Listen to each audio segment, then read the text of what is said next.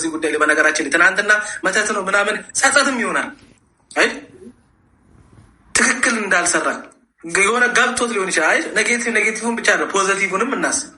እንደ ሩታ እናስብ ብለን እኮ ነው በቃ እሷ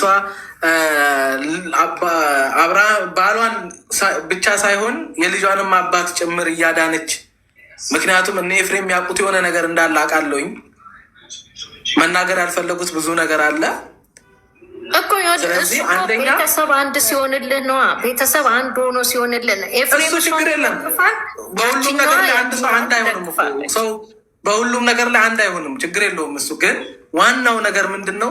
እኔ ሁል ጊዜ ማስበው ምን እንደሆነ ታውቃላችሁ? ያላየውን የሚናፍቀውን ልጁን ሳያይ ይሄ ሰው በጤናው አይደለም የሄደው። በቃ በጤናው አይደለም። ሄርሜላን ብቻ አይደለም ብዙ ሰዎችን ነው የምጠረጥረው። ሚስቱ ስትሰደብ ተናግሮ አያውቅም። ሚስቱን እንደዛ እሱ ጎን ቁጭ ብለው ሲያንቋሽሹ አይደለም። ሚስትን ጓደኛ እኮ ዝም ብሎ ጓደኛን እኮ ሲናገር እኮ ሰው ዝም አይልም። ጓደኛዬን ይላል እኮ። ያን ሁሉ ነገር ዋጋ የከፈለላትን ተወሩታ የከፈለችውን ዋጋ አብርሃም ለእሷ የከፈለውን ዋጋ እንኳን እኮ እያወቁ ሲሳደቡ ብዙ ነገር ሲሉ እኮ ምንም ማለት አልመሰለውም። አንድ መልስ በቃ ዝም በሉ እኮ ትላለህ እኮ። በቃ ይሄን ነገር በቃ ተውት እኮ እንኳን ይባላል ሌላ ነገር ባይባል። ምንም ዝም ሲል የነበረ ልጅ በጤናው ነው አትሉኝ እንዴ? በራሱ ጥፋት ትዳሩ ላይ ችግር መጥቶ ራሱ ሸሽቶ እንዲሄድ የሚያደርግ ነገር የሆነ ነገር በቃ አለ። ብቻ እስኪ ጊዜ ይፈተዋል ነገር እየሆን ከሩታ ጋር የሆነ እያወቀ እኮ ሴቶቹ እንዴ ምሰሚው አይደል? በየሚዲያው እኮ ምሰሚው እኮ ነው። ቀለበት አድርገሽ እኮ አያርፉም እኮ እንዴ። ሚስት እንዳለው እያወቁ እኮ ወንድ ሴቶቹ እኮ ፈጣጣ ሆነዋል።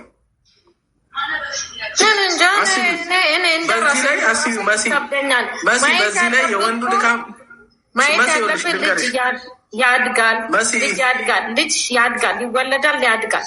በሽታስ ነው መፍራት ያለብን እሱ ትክክል አይደለሽም። ልጅ ማደግማ ማንም ያድጋል እኮ ከአባትና እናቱ ጋር በፍቅር ሲያድግ ግን አንድ አይደለም። ይኸውልሽ ዓለም ላይ ያለ ወንጀል አባት ከሌለበት ቤተሰብ የተፈጠሩ ልጆች ናቸው ዓለም ላይ ትላልቅ ወንጀሎችን የፈጠሩት።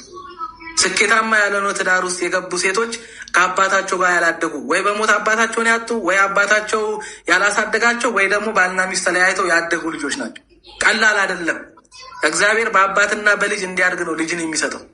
ልጅ የማይጎዳና የሚያድጋል እኮ ማደግ እኮ አይደለም ዋናው ነገር ለፍሬ ማብቃትና ነገ ለሀገር የሚጠቅም አየሽ፣ ነገ ትክክለኛ አባት ሆኖ እንዲያድግ በአባትና በእናት ፍቅር ልጅ ማደግ አለበት። ይሄንን እመኑ። ብዙ ጊዜ ኮመንት ላይ ስለማየው ነው 4 ወልዶ ተፋታ ምናምን አለ እንዴ። ለመፋታት ነው እንዴ ሰው የሚጋባው? ተፋቶ ልጁን እንደፈለገ ሊጥለው ነው እንዴ ሰው የሚጋባው? ይሄ ትክክል አይደለም። ይሄ ልጅ ያድጋል እያልኩ ያለው ፍርዬ ምን መሰለህ ደግሞ እንዴ ልጅህን በስርዓቱ ካላሳደግከው ሁሌ በጭቅጭቅ በንትርክ እዚህ ጋር ያልሆነ ነገር እያስቀመጥክለት እየሄድክ አብረከው እዛ ቤት ውስጥ እየኖርክ የልጁን አይምሮ ከማቀንጨር ውጭ ምንም የሚጠቅመው ነገር እኮ ነገርኩሽ እኮ።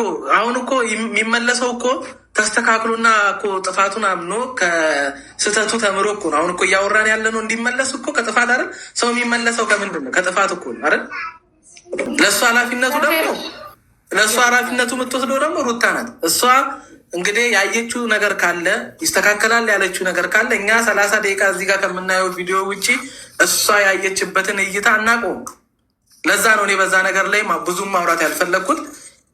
ሩታ በቃ የራሷ የሆነ ያየችው ነገር አለ። በቃ ሩታ እምነት የጣለችበት የሆነ ነገር አለ ብዬ ነው እንጂ እንዳንቺ አይነት አስተሳሰብ እኮ እኔ ጋር ሳይኖር ቀርቶ አይደለም። መናገሩ ጥቅም የለውም ብዬ ነው።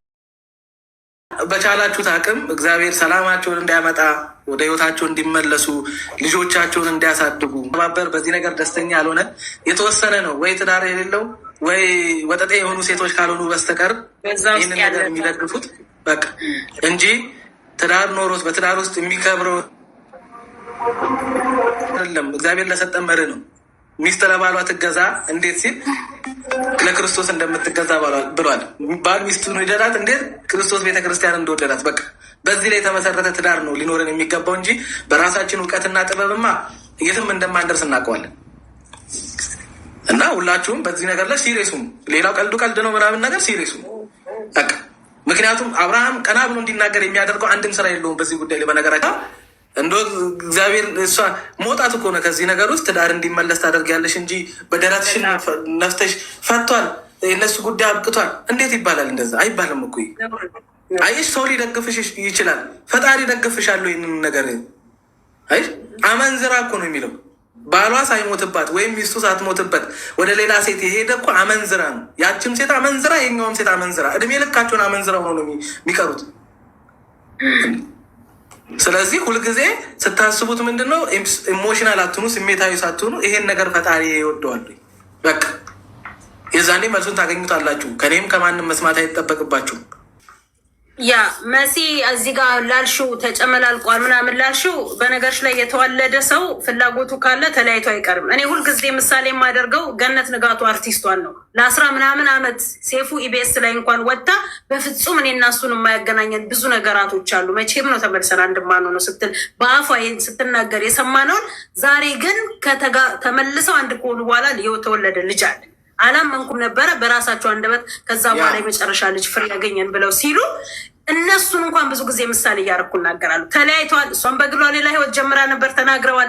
እሱም በግሉ ሌላ ህይወት ጀምረው ነበር፣ አልወለዱም እንጂ ተመልሰው የእነሱ በቤታቸው ነው ጸባቸው፣ በሌላ ሰው አይደለም። እነዚህ ደግሞ ስራ ነው።